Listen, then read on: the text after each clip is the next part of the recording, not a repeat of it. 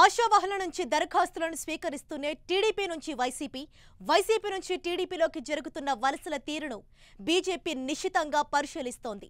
అసంతృప్త నేతలు బీజేపీ తరపున పోటీ చేసేందుకు ముందుకొస్తారని కమలనాథులు ఆశిస్తున్నారు. సీనియర్ నేతల కోసం సీరియస్గా అన్వేషిస్తున్నారు. ఇప్పటికే పలువురు నేతలతో సంప్రదింపులు కూడా జరిపినట్లు తెలుస్తోంది. అయితే కమలనాథుల గాలానికి అభ్యర్థులు చిక్కుతారా? Watch this. జాతీయ స్థాయిలో చక్రం తిప్పుతున్న కమలం పార్టీ ఏపీలో మాత్రం అభ్యర్థుల కోసం వెదుక్కునే పరిస్థితి వచ్చింది. అటు టీడీపీ ఇటు వైసీపీలోకి నేతల వలసలు జోరుగా సాగుతున్నాయి. ఇదే సమయంలో అసంతృప్త నేతలు బీజేపీ వైపు మొగ్గు చూపకపోతారా అని కమలనాథులు ఆశగా ఎదురు చూస్తున్నారు. అది కూడా సీనియర్ నేతలు పార్టీలోకి వస్తే పార్టీకి మేలు జరుగుతుందని భావిస్తున్నారు. అందుకోసం ఇప్పటికే పలువురు నేతలతో సంప్రదింపులు కూడా జరిపినట్లు తెలుస్తోంది.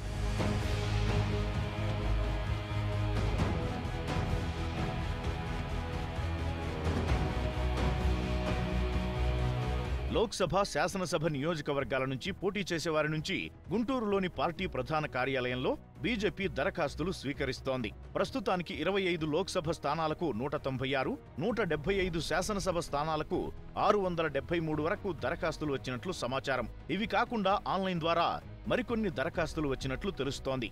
విజయవాడ లోక్సభ స్థానాన్ని ఆశిస్తున్న కిలారు దిలీప్ ర్యాలీగా విజయవాడ నుంచి గుంటూరు వచ్చి పార్టీ అధ్యక్షుడు కన్నా లక్ష్మీనారాయణకు దరఖాస్తు అందజేశారు. ఇక అమలాపురం లోక్సభ స్థానం నుంచి పోటీ చేసేందుకు తన అభ్యర్థిత్వాన్ని పరిశీలించాలని BJP media convener Ulluri Gangadhar కన్నాకు తెలిపారు.